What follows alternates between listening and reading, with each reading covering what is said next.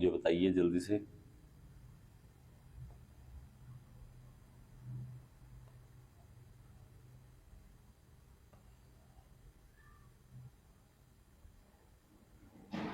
Okay, जल्दी से बताइए बेटा एवरीवन। ओके, चलिए, थैंक यू सो मच। देखिए, आज हम जो नेक्स्ट कर रहे हैं ये फ्लूइड मैकेनिक्स में ही, उसमें टॉपिक्स जो है वो जल्दी से हम स्टार्ट करते हैं ताकि हमारा जल्दी से काम हो सके। देखिए, हम देखते हैं कि हाइड्रोस्टैटिक फोर्सेस इसके बारे में हम पढ़ते हैं। ओके, जल्दी से इसको लिखिए टॉपिक को, 1 मिनट लिखिए टॉपिक को जल्दी। देखिए, हाइड्रोस्टैटिक फोर्सेस जो है वो हम देखेंगे कि हाइड्रोस्टैटिक फोर्सेस हम देखते हैं कि मान लीजिए पानी के अंदर कोई चीज पड़ी है। ओके, देखिए अब मैं आपको एक चीज दिखाऊं। देखिए, हाइड्रोस्टैटिक फोर्सेस में हम देखेंगे कि पानी के अंदर कोई चीज पड़ी है। अब इस पानी के अंदर अगर कोई प्लेट रख दें, कोई गेट रख दें, कुछ भी हो इस तरह से, मान लीजिए कोई है।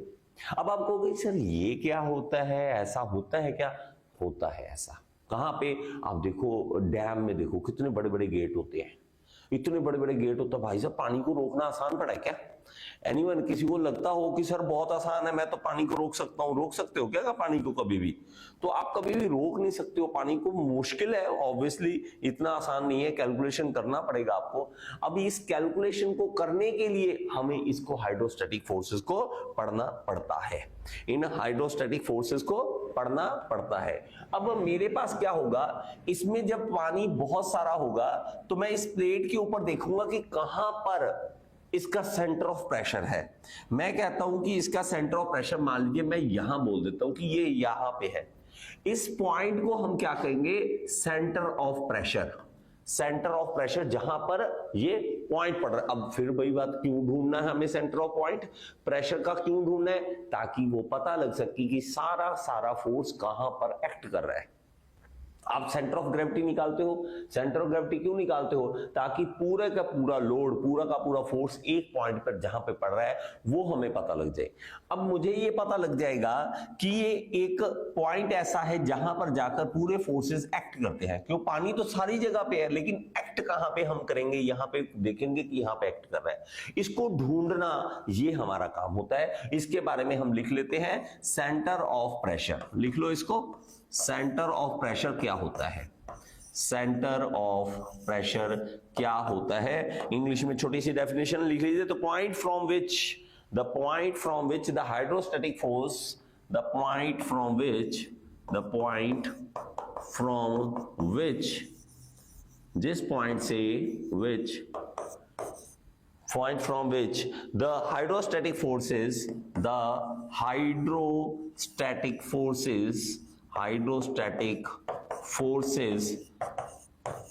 is supposed to be act। Suppose करना मतलब होता तो है, लेकिन हम कैलकुलेशन तो करेंगे ना, सपोज करेंगे उसको। ठीक है, supposed to be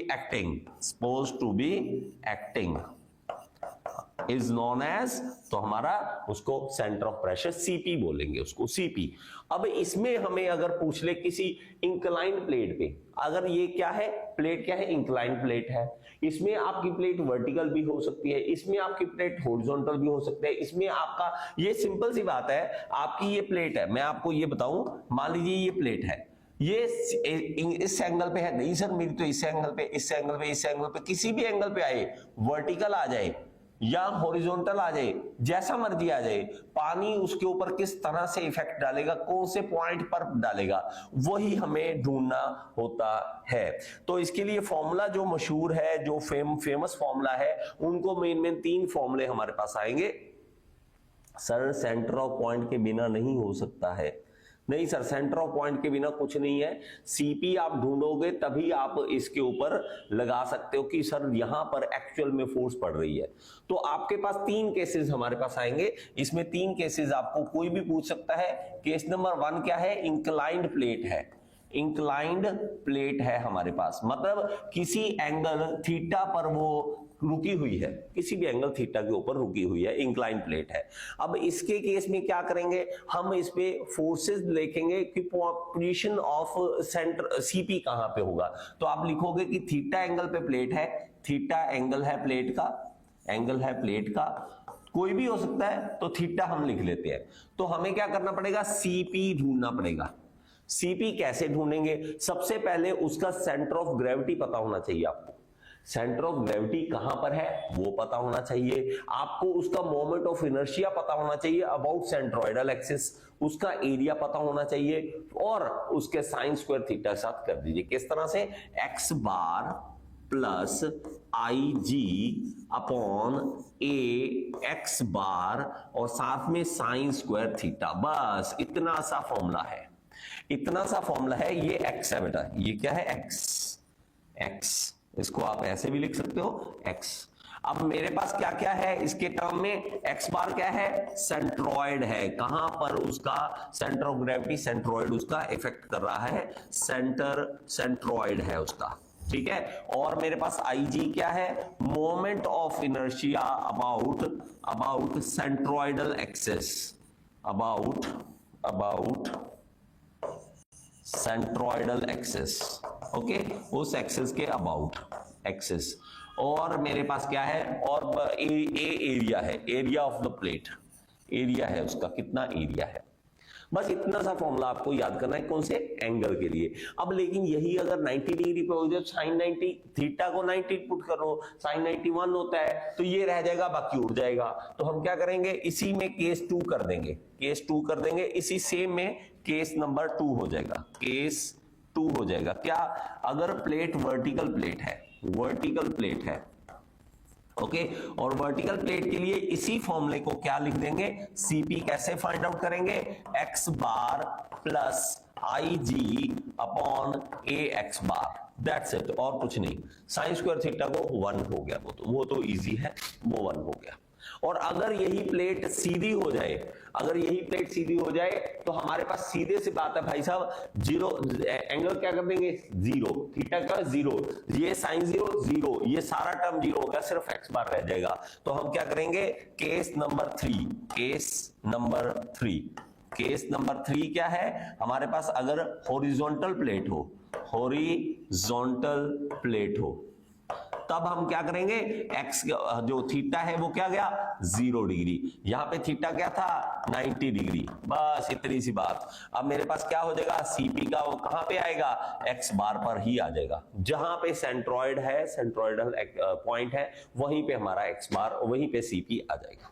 लिख लो इसको, ओके। और सीपी को हम एच से दिखते हैं, तो एच लिख लीजिए इसको, एच ढूंढ रहे हैं हम, ठीक है, एच ढूंढ रहे हैं हम, तो इसको हम एच लिख सकते हैं, इसको एच लिख लीजिए। किसी ने जल्दी से इसको स्क्रीनशॉट लेना हो तो ले सकता है, जो भी यूट्यूब पे देख रहे हैं, ठीक है, वो स्क्रीनशॉट इसका ले सकते हैं, okay. All in one AEJE वाले हैं, SSC JEE RRB JEE वाले हैं, उनको तो ये लेक्चर मिलने वाले हैं ऐप के अंदर, जो यूट्यूब पे देख रहे हैं वो इनका स्क्रीनशॉट ले सकते हैं, ठीक है। चलिए ओके, अब हमारे पास एक और आ जाता है इसके अंदर, अगर हमारे पास प्लेट जो है वो कर्व्ड हो, if plate is curved, if plate is curved, जो हमारा जो प्लेन है, जो जिसके ऊपर फोर्सेस पड़ रही है वो कर्व्ड है, ठीक है, तो हम उसके केस में अगर क्या करेंगे, कर्व्ड प्लेट ले लेंगे, if plate is curved, plate is curved. अब देखो, अब पानी जो है मान लीजिए बहुत सारा है, यहां पर बहुत सारा पानी है, और पानी भाई साहब जो वेट है ना इसके अंदर बहुत ही ज्यादा हो जाता है, ठीक है। अब मेरे पास जो है प्लेट वो कर्व्ड है इस तरह से, मान लीजिए इस तरह से।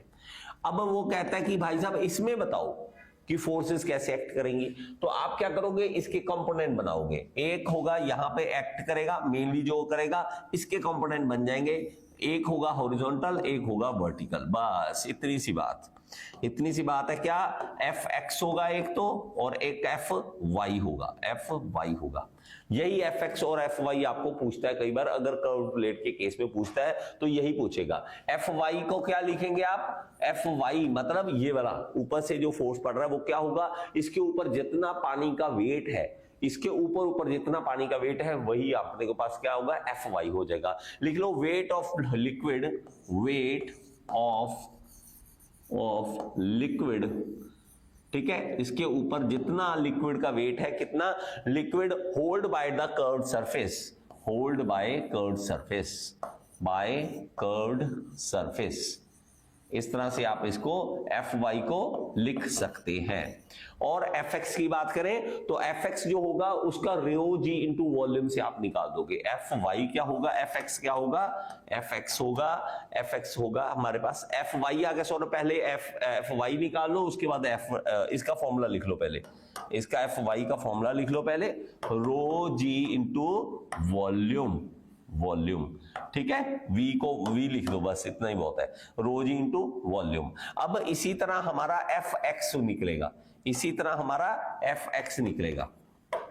अब एफ एक्स क्या है, इस तरह से हॉरिजॉन्टल जो फोर्स लग रही है। अब ये जो हॉरिजॉन्टल फोर्स लग रही है वो कैसे लग रही है, वो है उसके एक्स बार पे हमारा फॉर्मूला पे लगेगा। तो हमारा क्या होगा, रो जी ए एक्स बार, बस इतना सा फॉर्मूला याद कर लो, रो जी ए एक्स बार, इसके फॉर्मूले को याद कर लो, रो जी ए एक्स बार।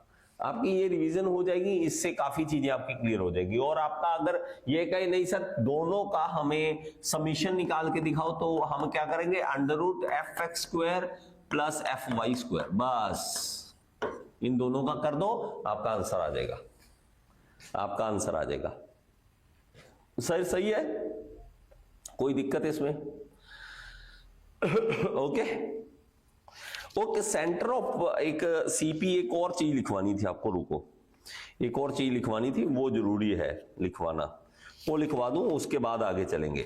अब सीपी जो है वो अलग अलग का कई बार पूछता है, कई बार पूछता है, तो इसका मेन का मैं आपको लिखवा देता हूं, जो मेन है वही, बाकी करने की जरूरत नहीं है। अगर आपका इस तरह से कोई सरफेस है, मान लीजिए कोई रेक्टेंगुलर प्लेट है इस तरह से, इसमें पूछता कि एच की वैल्यू बताओ, एच मतलब सेंटर ऑफ प्रेशर, ऊपर लिख लो सेंटर ऑफ प्रेशर, अलग अलग टर्म में, अलग अलग चीजों में कैसे निकाला जाएगा, ठीक है, अलग अलग टर्म में। जैसे मान लीजिए कि आप कह देंगे, मान लो एक है रेक्टेंगुलर प्लेट है, एक आपकी ट्रायंगुलर है, ठीक है, अलग अलग शेप है, सर्कुलर आ जाएगी, जो भी प्लेट आएगी उस तरह से आपको फॉर्मूले से निकाल के दिखाना होता है। तो हमें सेंटर ऑफ प्रेशर अगर इस केस में पूछता है तो हम क्या कहेंगे, इसका एक तरफ से मान लीजिए लेंथ जो है वो b है, इस तरह से ये b है और ये d है, इस तरह से मान लेते हैं।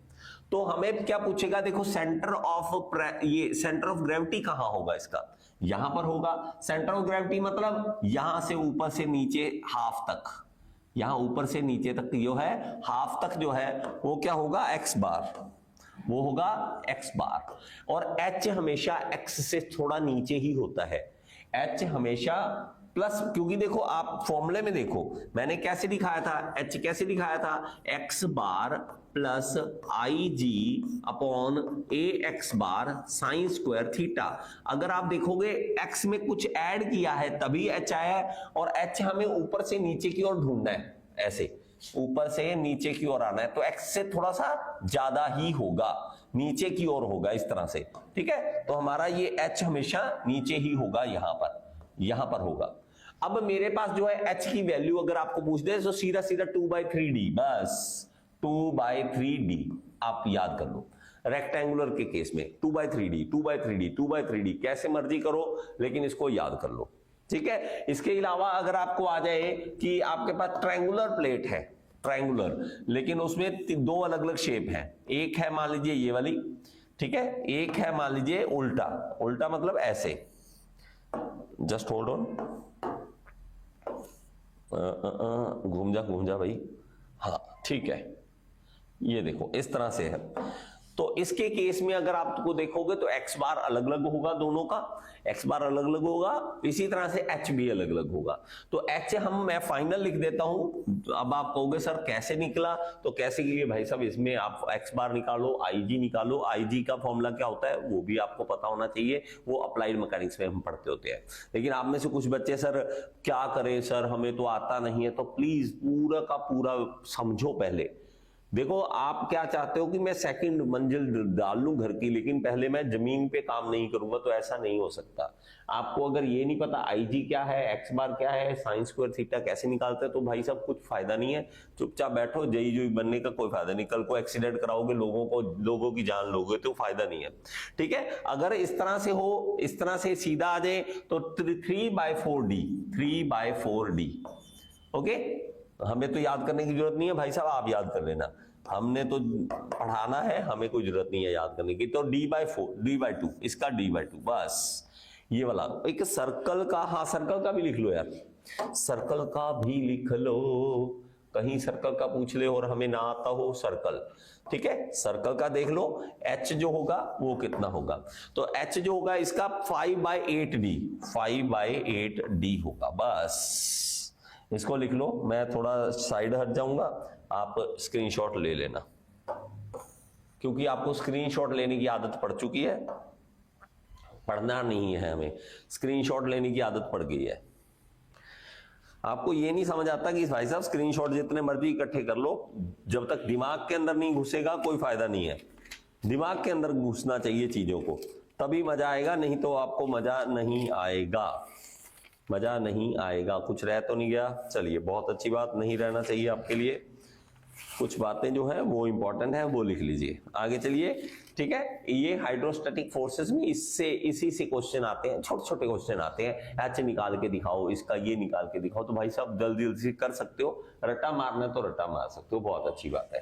ठीक है, मेरे जैसे को देखो, मैं अपना झूठ क्यों बोलूं, मुझे रट्टाफिकेशन मेरी बिल्कुल बेकार है। मैं ना तो किसी का फोन नंबर, ना मुझे घर इवन नाम नहीं याद रहता। आप मुझसे मिलोगे मैं भूल जाऊंगा नाम क्या था तेरा, मैं रोज जिनसे मिलता हूं उनका नाम भूल जाता हूं। तो अगर आपका रट्टाफिकेशन अच्छा है, ठीक है, तो बहुत अच्छी बात है। ठीक है, चलिए आगे। नेक्स्ट है buoyancy and flotation. Buoyancy and flotation, buoyancy and flotation बहुत आसान है, इसमें से समझना इसको, बच्चों जैसी खेल है, कुछ ज्यादा नहीं है। सिंपल सी बात, क्या करो, हमें ये बताते हैं कि भाई साहब कौन सी चीज तैरेगी, कौन सी चीज डूबेगी, ये किसके ऊपर इफेक्ट है। भाई साहब दुनिया में हो कुछ नहीं रहा, सिर्फ लड़ाई हो रही है। आपको सर लड़ाई हो रही है, दुनिया में हर एक जगह पर लड़ाई हो रही है, वो लेकिन हमें दिखता नहीं है। ठीक है, दिखता नहीं है। ये जस्ट होल्ड करना बच्चे, 1 मिनट होल्ड करना।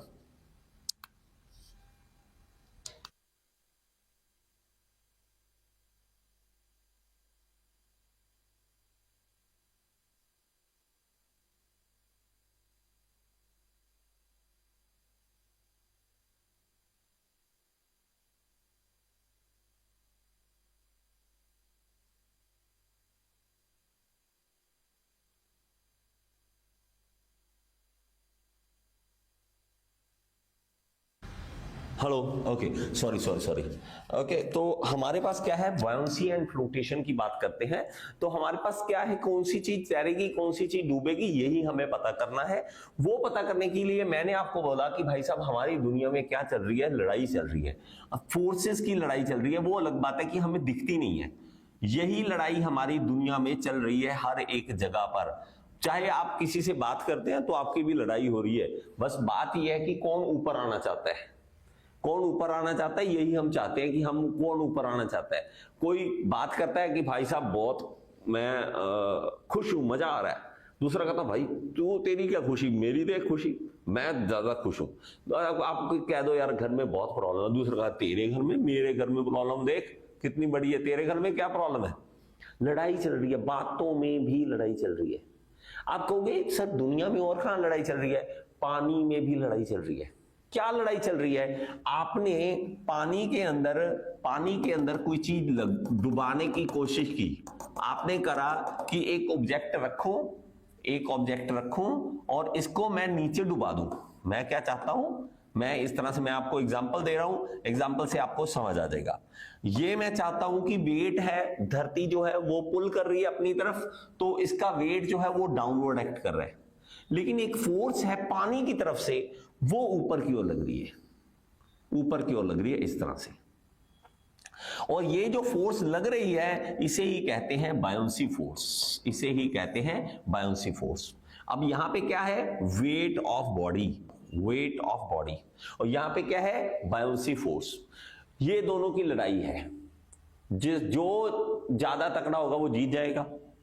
बात समझ आई, जो ज्यादा तकड़ा होगा भाई साहब जीत जाएगा। अब इसमें अगर देखा जाए तो हमारे पास मान लीजिए मैं क्या कह रहा हूं, मान लीजिए ये वेट ऑफ द बॉडी ज्यादा हो गया तो चीज डूब जाएगी। अगर ये बायोंसी फोर्स और ये वेट इक्वल आ गए तो तैरने लग जाएगी, बस सिंपल सी बात। आपने कभी भी देखा होगा दुनिया में हर एक जगह पर, आपके कान में भी लड़ाई चल रही है। सर कान में लड़ाई चल रही है?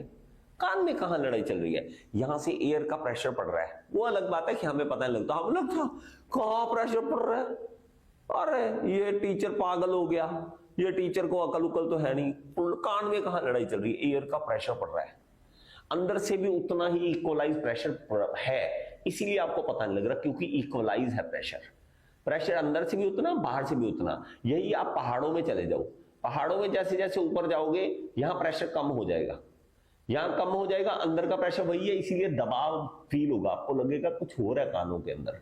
और जैसे ही आप पहाड़ों से नीचे आओगे प्रेशर फिर से ऊपर हो जाएगा बाहर का, और अंदर का प्रेशर था वो इक्वलाइज करने के लिए अब कड़कड़ की आवाज आएगी, वो आवाज इसलिए ताकि बैलेंस बन सके। लेकिन कहां कहां नहीं लड़ाई चल रही, आप हैरान हो जाओगे। दुनिया के अंदर इक्विलिब्रियम सेट हो रखा है, लेकिन वो दिख नहीं रहा। इक्विलिब्रियम इतना जबरदस्त सेट हो रखा है, दिखता ही नहीं है कि फोर्सेस की लड़ाई चल रही है। अब इसके अंदर बायोंसी के अंदर एक ही चीज आप मान के चलो, क्या, weight of the body, weight of body should be equal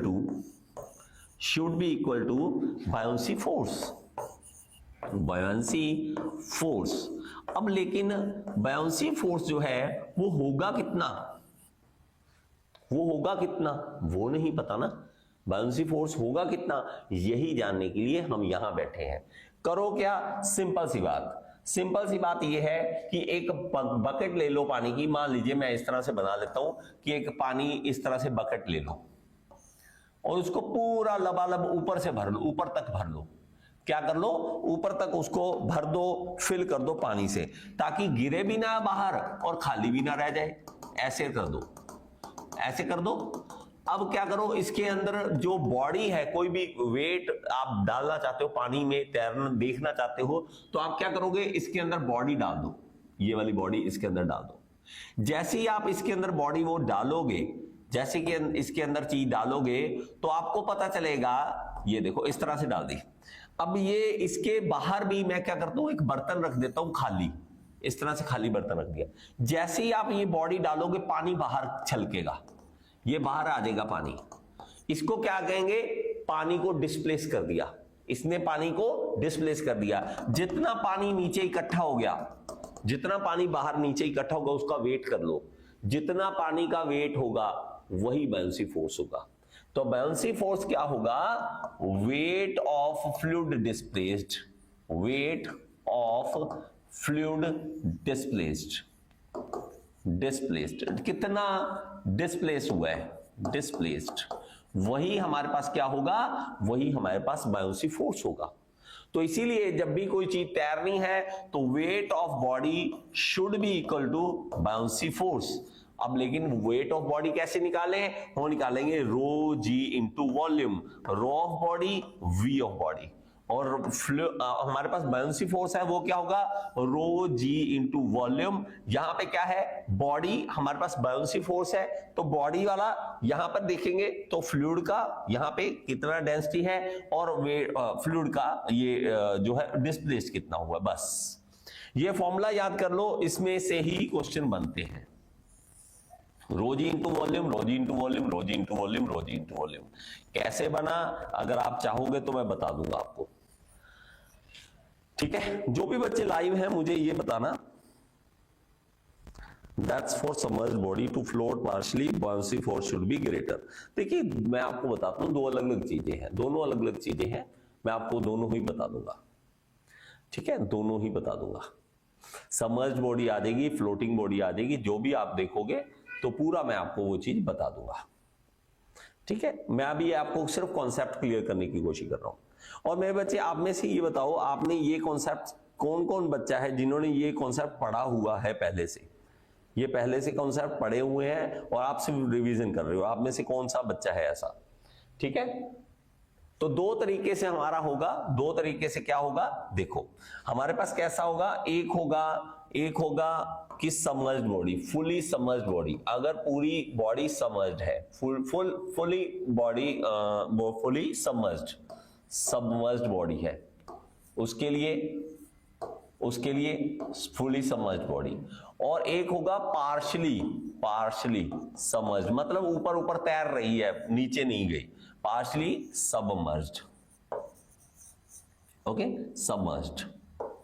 यहां पर अब कुछ नहीं, यहां पे हमारे पास क्या था, रोजी इंटू वॉल्यूम, यहां पे क्या था, रोजी इंटू वॉल्यूम, यहां पे क्या था, रोजी इंटू वॉल्यूम, यहां पे तक है रोजी इंटू वॉल्यूम, वही चीज रहेगी, लेकिन हमारे पास डिफरेंस कहां आ जाएगा, यहां पे volume of body, volume of rho body, volume of body, लेकिन यहां पे क्या आ जाएगा, अब सब फुल्ली सबमर्ज्ड है, पूरी की पूरी बॉडी अंदर डूबी हुई है, तो वॉल्यूम ऑफ बॉडी हम लगा देंगे कि उसमें वॉल्यूम ऑफ बॉडी ही लगा दो। तो हमारे पास क्या होगा, जितना बॉडी डूब गई उतने ही, वो पूरी बॉडी डूब गई है, जब पूरा का पूरा ही डूब गया, वॉल्यूम पूरा का पूरा डूब गया, इसलिए वॉल्यूम ऑफ द बॉडी ही ले लिया, वॉल्यूम ऑफ बॉडी ले लिया, क्यों, क्योंकि भाई पूरा ही डूब गया। अब अगर मैं कहूं कि हमारे पास पार्शियली सबमर्ज्ड है, तो हमारे पास पूरा नहीं डूबा ना, कुछ हिस्सा डूबा है, फ्लूइड डिस्प्लेस, कितना वो डूबा है अंदर, कितना वो अंदर तक गया, बस उतना ही हमें लेना है, उतना ही हमें लेना है। अरविंद भूमा, ओके ओके जी, ग्रेट अरविंद, तैयारी कीजिए, जितना कर सकते हो तैयारी कीजिए, ओके। चलिए ये हो गया आपका, इस तरह से आप लिखोगे। अब इसी को कहते हैं क्या, principle of flotation. Principle of flotation मतलब कि हमारे पास फ्लोट करेगा नहीं करेगा, फ्लोटेशन का प्रिंसिपल क्या है, उसके बारे में यही बातें आती हैं, ओके। चलिए आगे देखिए, नेक्स्ट हमारे पास क्या है कि अगर वेट पूछता है, वेट लॉस पूछता है, वेट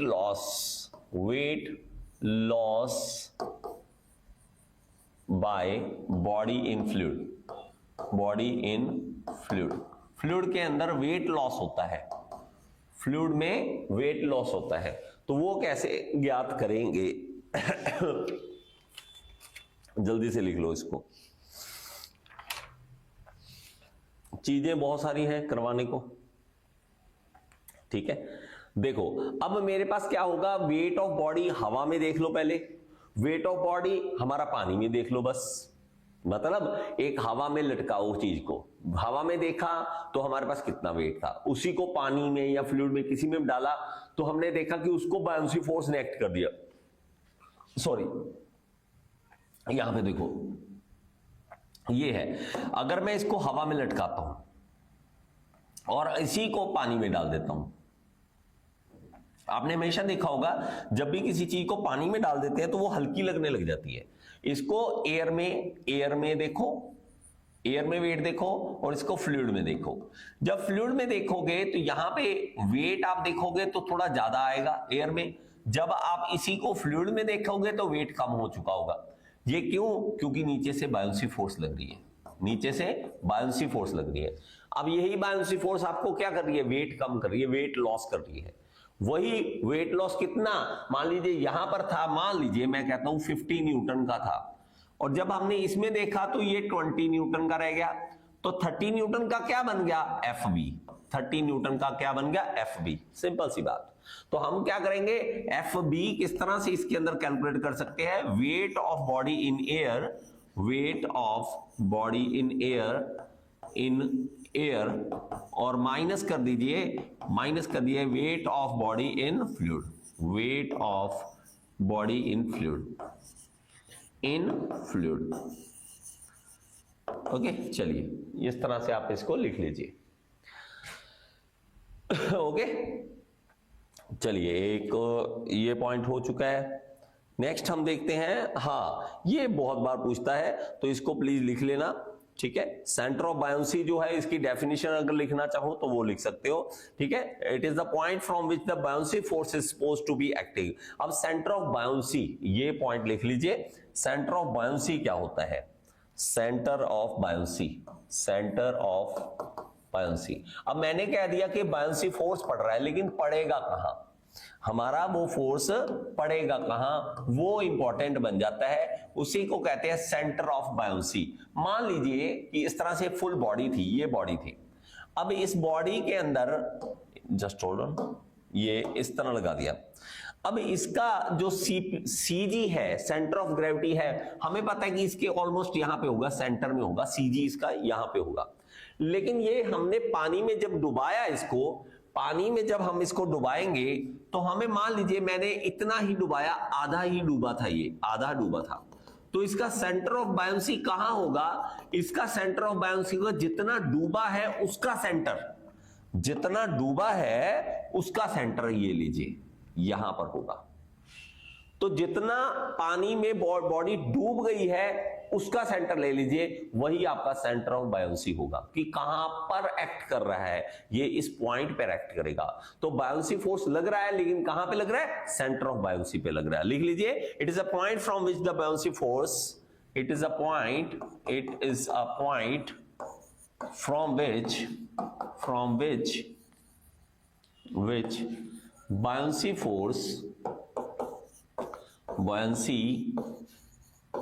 फोर्स, जो बायोंसी फोर्स लग रहा है, buoyancy force is supposed to be acting,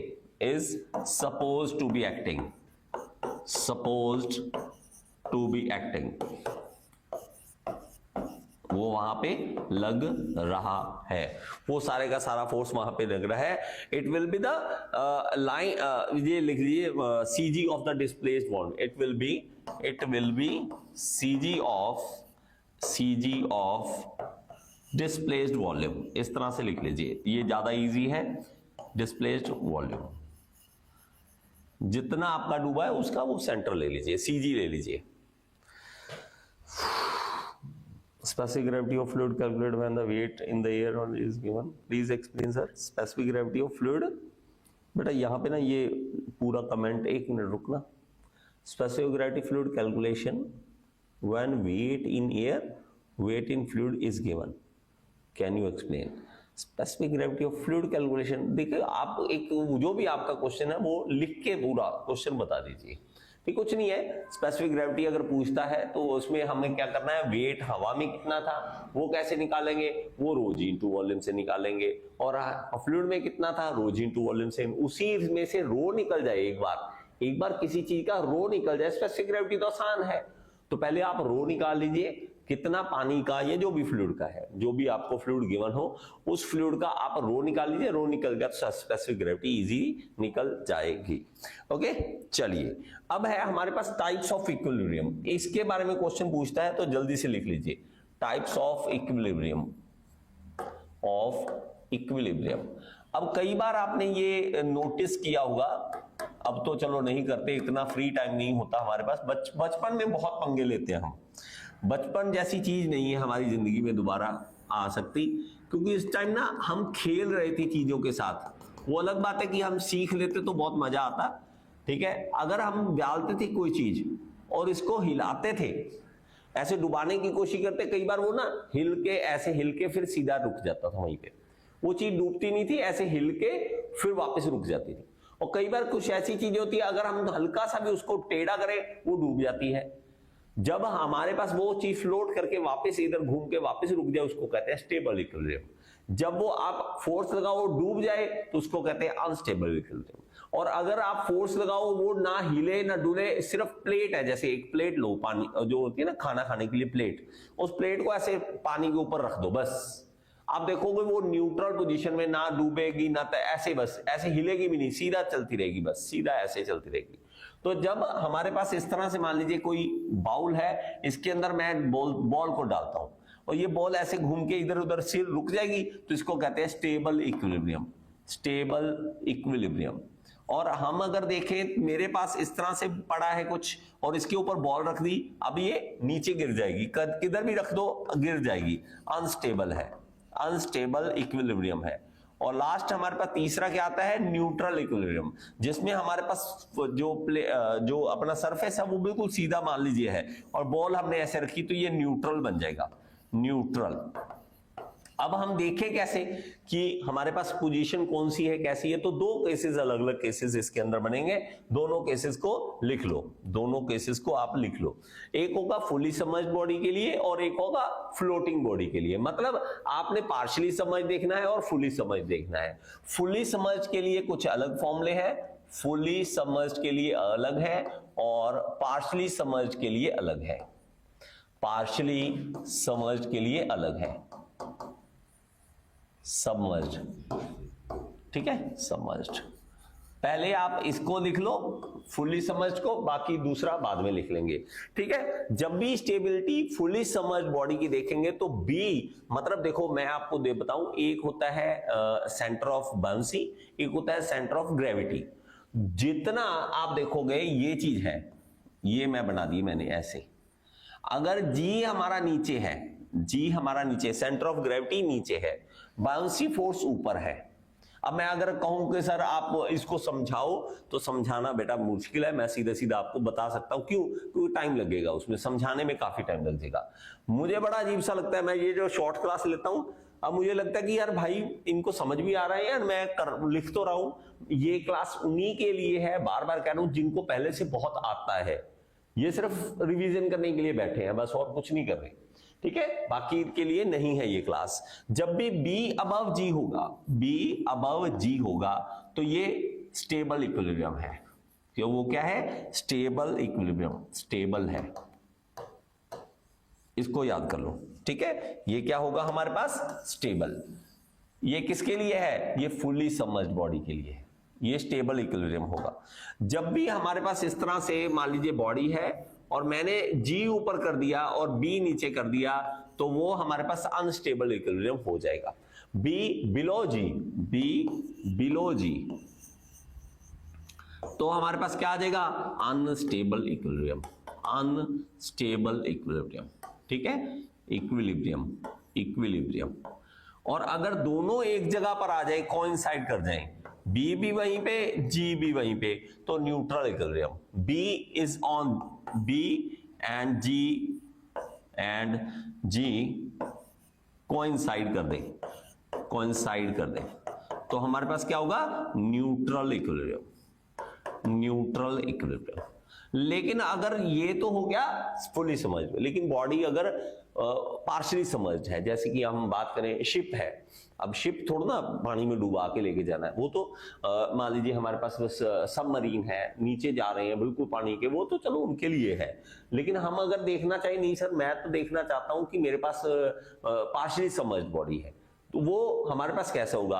अब पार्शियली सबमर्ज्ड बॉडी में एक खास चीज क्या आ जाती है कि पार्शियली सबमर्ज्ड बॉडी में ये चीज, जब बॉडी हवा में इस तरह से है और ये अगर हिलती है इस तरह से, अगर ये हिलती है इस तरह से, तो ये एक सेंटर के अबाउट घूमती है, जिसको हम क्या कहते हैं, ये मेटा सेंटर बोल देते हैं। क्या बोलते हैं, मेटा सेंटर बोल देते हैं। ये हमारे पास यहां से यहां तक जो डिस्टेंस होगा, ये मेटासेंट्रिक हाइट होती है, मेटासेंट्रिक रेडियस होता है, वो सारा कुछ आपको बताऊंगा, सिर्फ आपको पता होना चाहिए कि ये मेटासेंटर होता है, बस इतना सा याद कर लो। पहली बात तो मेटासेंटर होता है, ये बात पता कर लो। अगर इतना पता है तो आपको आगे लेकर जाया जा सकता है, ठीक है, लाया जा सकता है। अब इसमें हमारे पास जो कंडीशन बनेगी वो अलग अलग कंडीशन है, प्लीज इसको लिख लो, ठीक है, इसको लिख लो। मेटा सेंटर, अगर floating body will be in stable equilibrium, अगर हमारा meta centre is above G, M above G, M above G हो जाए, तो हमारे पास क्या होगा, स्टेबल इक्विलिब्रियम, ठीक है, क्या हो जाएगा, स्टेबल इक्विलिब्रियम, स्टेबल होगा वो इक्विलिब्रियम। उल्टा कर दो, उल्टा क्या होगा, एम बिलो जी कर दो, बिलो जी कर दो, तो हो जाएगा क्या, अनस्टेबल इक्विलिब्रियम, अनस्टेबल है। और अगर दोनों कोइंसाइड कर दे, एम एंड जी कोइंसाइड कर दे, तो हमारे पास क्या होगा, कोइंसाइड, ठीक है, कोइंसाइड कर दे तो क्या हो जाएगा, वो हो जाएगा न्यूट्रल, न्यूट्रल, बस इतनी सी बात है। और आपको एक चीज दोनों में देखने को मिल रही है, जी नीचे होना चाहिए। जी का मतलब क्या होता है? जी होता है centre of gravity. Centre of gravity जितनी नीचे होगी उतना फायदा हमें मिलेगा। देखो आप जितना किसी गाड़ी को देखना, जितनी गाड़ी ऊपर है ना उतना वो अनस्टेबल रहती है, या हम देसी भाषा में कहूं, जितना भाई जमीन पे पैर टिका के रखोगे उतनी देर ज्यादा चलोगे। जैसे मूवीज में आपने सुना होगा, या बड़े बड़े स्टार लोग, बड़े बड़े जो अमीर लोग हैं वो कहते हैं ये तो बहुत जमीन से जुड़ा हुआ बंदा है। वो जमीन से जुड़ा हुआ इसलिए है कि स्टेबल इक्विलिब्रियम चाहता है, वो अपना जी अपना नीचे रखना चाहता है। सेंटर ऑफ ग्रेविटी जितनी नीचे उसकी रहती है वो उतना स्टेबल रहता है। तो आपने इतना दिमाग नहीं लगाना इसके ऊपर, अरे वो ऊपर था ये नीचे था, वो ऊपर था नीचे था, अरे भाई कुछ नहीं होता। जमीन से जुड़कर रहो, जमीन से जुड़कर रहोगे कभी भी पैर आपके नहीं हिलेंगे। जैसे ही आप हवा में उड़ने स्टार्ट हुए, आपको लगा कि मेरी नौकरी लगी, मैं लग गया जई, अब साले कुत्ते कमीने ये छोटे छोटे लोग हैं, इनका क्या, ये तो टुच्चे लोग हैं, ये गांव के लोग हैं, हम अनपढ़ लोग हैं। जैसे ही ये आई आपके अंदर तभी आप अनस्टेबल हो जाओगे, आपको पता भी नहीं लगेगा आप कब गिरोगे। आप जब भी आपकी जॉब लगती है ना, मतलब मैं ये नहीं कहता हर कोई, लेकिन मोस्ट ऑफ द केसेस ये देखने को मिला है, तभी के तभी आपको सारी दुनिया अनपढ़ लगने लग जाएगी। आपको लगे ये तो चाचे का लड़का आवारा, ये मामा मेरा शराबी, ये तो पागल है, ये ताऊ ये तो ऐसी का तो ऐसी दिमाग खराब है, सब छोटे लगने स्टार्ट हो जाएंगे। बस वहीं पे अपना जी संभाल के रखना, वहीं पे अपने आप को नीचे टिका कर रखना। एक बार कह रहा हूं, बार बार कहूंगा, स्टेबल इक्विलिब्रियम में रहना, अपने आप को जमीन से जोड़ के रखना, कभी भी हवा में मत उड़ना, हवा में मत उड़ना, स्टेबल अनस्टेबल हो जाओगे नहीं तो। ठीक है, अब याद रह जाएगा, अब रह जाएगा। चलिए ठीक है, एक और इसमें आ गया, ये चीज हो गया। हाँ, एक आता है मेटासेंट्रिक हाइट, पूछता है कई बार हमें, क्या पूछता है कि मेटासेंट्रिक हाइट क्या होती है। तो इसको लिख लो, मेटासेंट्रिक हाइट क्या होती है, सेंट्रिक हाइट क्या होती है। ये अगर पूछता है आपको, कोई ज्यादा बड़ी बात नहीं है। ठीक है, हमारे पास क्या है, डिस्टेंस है, दोनों जी और एम के बीच का डिस्टेंस है, बस जी और एम के बीच का distance, the distance between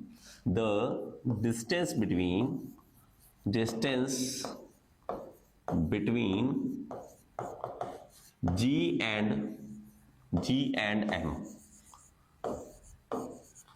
and G का डिस्टेंस है, उसको मेटासेंट्रिक हाइट बोल देते हैं। जितना देखो पहले भी बता दिया, हमारे पास जी नीचे होना चाहिए, हमने तो ये पढ़ा ही था, तो आसान है इसको करना। कैसे है, ऐसे बना लो, ये इस तरह से डायग्राम अच्छा रहता है, इसको डायग्राम ऐसे बना लेना, इजी रहेगा, आपको याद रखना इजी रहेगा, कुछ नहीं है। ये देखो, ये क्या कह देंगे कि हमारा जी नीचे होगा, एम ऊपर होगा, तो हमारा ये बी नीचे, बाउंसिंग फोर्स हमारा नीचे, हमारा देखते हैं एम ऊपर है, जी नीचे है, तो ये क्या है, पॉजिटिव मेटासेंट्रिक हाइट है। ये क्या है, positive metacentric height, metacentric height. और ये जितनी पॉजिटिव होगी उतना ज्यादा स्टेबल होगी चीज, जितना ज्यादा ऊपर एम रहेगा। अगर मैं कहूं नहीं सर मेरा एम जो है वो थोड़ा नीचे आ गया, मेरा एम जो है वो यहां पर आ गया, एम जी यहां पर है, अभी भी स्टेबल है लेकिन इससे कम स्टेबल है, ये मोर स्टेबल है, ये लेस स्टेबल है। जितना एम नीचे लाते रहोगे, जितना एम नीचे लाते रहोगे उतना पंगा आपको देखने को मिलेगा कि एम यहां आ गया और ज्यादा अनस्टेबल होना स्टार्ट हो गया। एम आपका, आपने कहा नहीं सर मैं तो और ज्यादा नीचे ले गया एम अपना, और जी मेरा यहां हुआ और एम नीचे आ गया, नेगेटिव मेटासेंट्रिक हाइट, तो अनस्टेबल हो गया, ये अनस्टेबल हो गया। और जैसे ही दोनों एक साथ आ गए, जी और एम एक साथ आ गए, तो न्यूट्रल हो गया। क्या हो गया, न्यूट्रल हो गया। ठीक है, और इसमें क्या कहेंगे, ये पॉजिटिव मेटासेंट्रिक हाइट है और ये हमारे पास नेगेटिव मेटासेंट्रिक हाइट है, नेगेटिव मेटासेंट्रिक हाइट है। ठीक है सर, चलिए ओके, ये हो चुका है आपका स्टेबल अनस्टेबल का। चलिए ग्रेट। एक हमारे पास होता है मेटासेंट्रिक रेडियस। अब ये क्या है, ये सिंपल सा आप फॉर्मूला याद कर लीजिए। मेटासेंट्रिक रेडियस क्या है, मेटासेंट्रिक रेडियस क्या है और इसको निकालना कैसे है, बस वो आप छोटा सा फॉर्मूले से आप निकाल सकते हो। ठीक है, इसको कहेंगे हम कि B और M के बीच का डिस्टेंस जो है वो हम क्या करेंगे, मेटासेंट्रिक रेडियस से निकालेंगे। आप ऐसा करो, सिंपल सा फॉर्मूला लिख लो, B और M के बीच का डिस्टेंस जो है वो फॉर्मूला आप लिख दोगे कैसे, और वो निकलोगे moment of inertia upon volume, बस इसको मेटासेंट्रिक रेडियस आप निकाल सकते हो। V volume of fluid displaced है और I जो है वो आप निकालोगे, I जो है वो आप निकालोगे किस एक्सिस पे कोई चीज बॉडी मूव कर रही है। अगर मेरे पास देखो, मैं इस तरह से देखता हूं, शिप हमेशा आप देखना कभी भी नहीं आपको देखने को मिलेगा कि इस तरह से हमेशा देखने को मिलेगा, क्या लंबाई में देखने को आपको मिलेगा, हमेशा इस तरह से लंबाई में देखने को मिलेगा, इस तरह से शिप हमेशा ऐसा देखने को मिलेगा।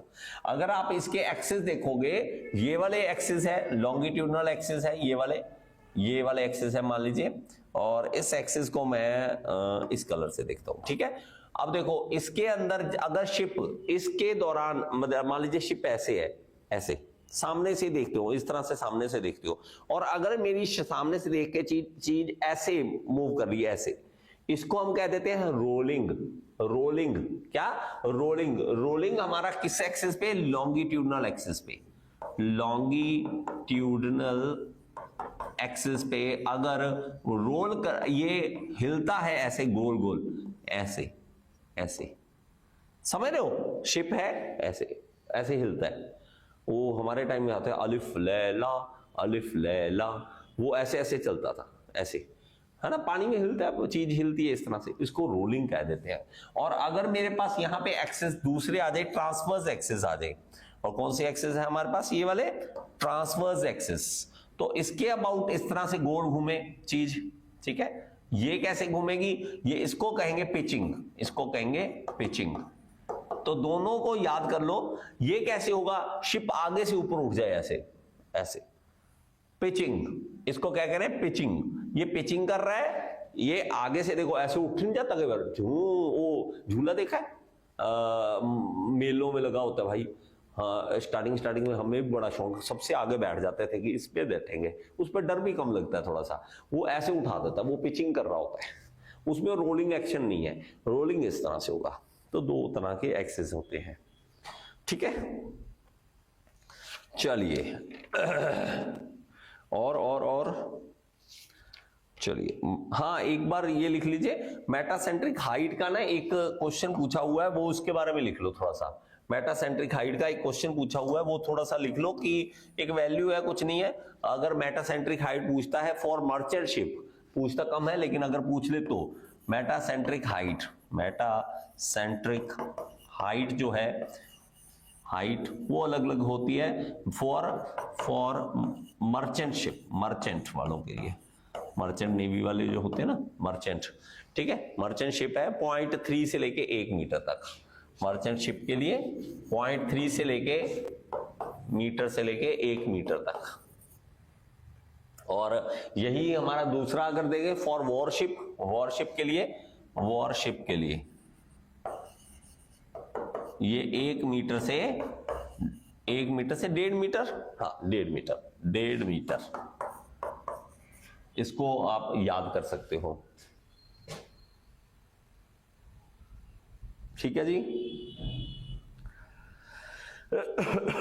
चलिए बहुत अच्छी बात है, आप मेरे साथ जुड़े, बहुत बहुत धन्यवाद आपका।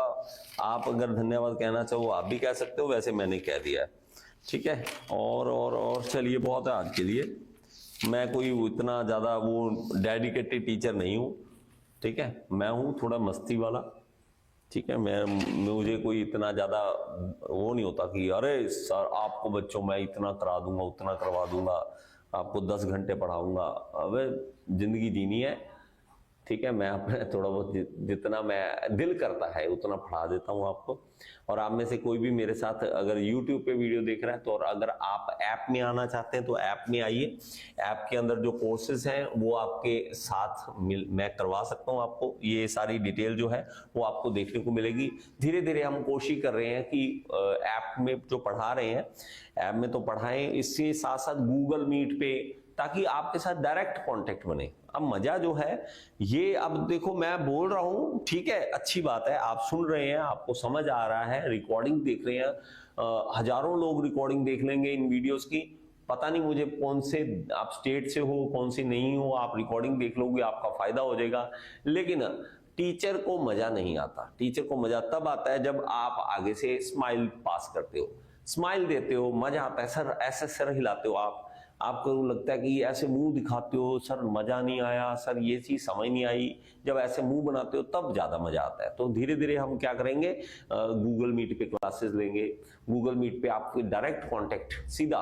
तो पहले तो हमें ये था कि रिकॉर्डिंग जरूरी है, रिकॉर्डिंग हमने बहुत कर ली है। अब मैं चाहता हूं कि डायरेक्ट आप सीधा सीधा मेरे साथ पढ़ो। तो उसमें हम गूगल मीट पे कोशिश करेंगे।